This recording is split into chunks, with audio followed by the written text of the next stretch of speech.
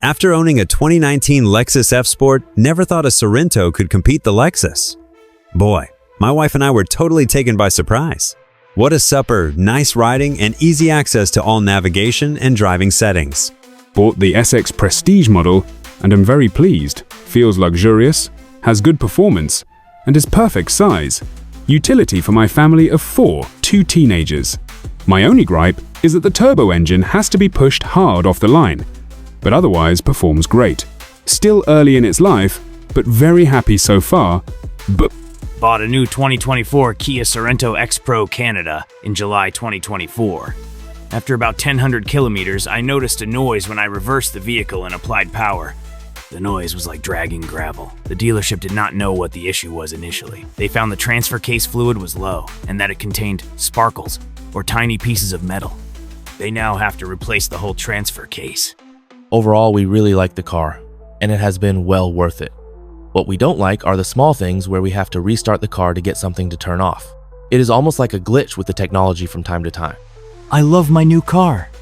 I am 5'0", so it's hard for me to get good visibility in SUVs. But this car is easy to see and very easy to drive. I especially love the captain's chairs and my third row for my kids or their friends. Adults fit comfortably in the third row, as long as the captain's chairs are moved up a little. First off, I'm sold on Kia. I've owned 3 of them, Telluride, Sportage, and now a Sorento. My 2023 Sorento is a pleasure to ride in and a thrill to drive. I chose to go with the turbo version, and I have to tell you, this thing will pin you to your seat if you nail it. That is not the only reason, but was certainly a super strong point to purchase. I bought the SX Prestige model in wolf gray and black. I've already had many compliments on this car. The interior is luxurious, and the ride is sweet. But the performance is outstanding. But that's not all. It comes with a leading industry warranty. You won't be disappointed. It's a rocket once you learn how to use the transmission. Stable ride, quiet, handles better than a Grand Cherokee. Have taken it on quite a few long trips, and it's easy to spend the whole day in it. Visibility is excellent. Needs more padding on the touch points for your elbows. 1/2 inch of foam can't be that much more expensive than 1/4 inch. Plastic trim on the car appears to be clear coated because it is not scratching after many washes. Outside door pillars are getting spiderweb swirls. Don't mistake the Sorento for a luxury SUV. In the economy class, it stands alone as one of the few small SUVs with a third row. The car looks nice from the outside. The car looks okay from the inside.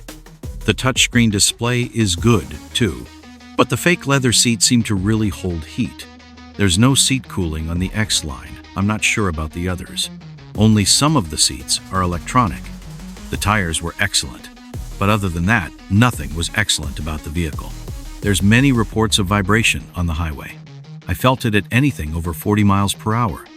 The ride was also literally nauseating around neighborhood roads. I really wanted to like the car. It looks good, and the price was good, but loved absolutely nothing about it. I have the X-Line EX with FWD. This is my 4th Sorento. It started out bad. Within an hour of buying it, the check engine light came on. Did the usual checked gas cap and it stayed on. Called to get apt, but nothing available for 3 weeks. They said unless the light is flashing, it's no big deal. The next day, tire goes flat. The following day, windshield cracks. I think this thing has a curse on it. It needed a fuel sensor, fixed it. Driving to vacation, it loses power, feels like it shifted into neutral. Dealer says, can't find anything wrong. When I start the car in park, parking brake on and foot not on gas pedal, it feels like it lurches forward. Car actually rocks. When I proceed to put it in drive and start out slowly, it feels like it's chugging along, not a smooth glide. I'm truly confounded by all of these issues. When it's cold outside, all gauges light up and infotainment system won't work.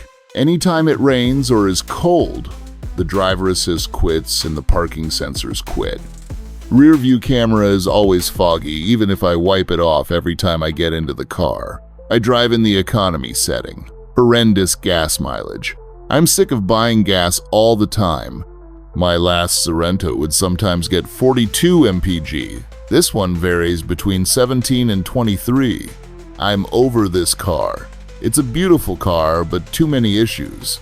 I see there's a recall. Hopefully it'll fix the mileage. If you live in area where there's squirrels, etc., don't buy this car. Had it for less than 2 weeks and suspect it was a squirrel. Did $7, negative 8k damage. Under the hood, mainly main engine wiring harness. Soya oil-based plastics. Kia does not have parts for these vehicles.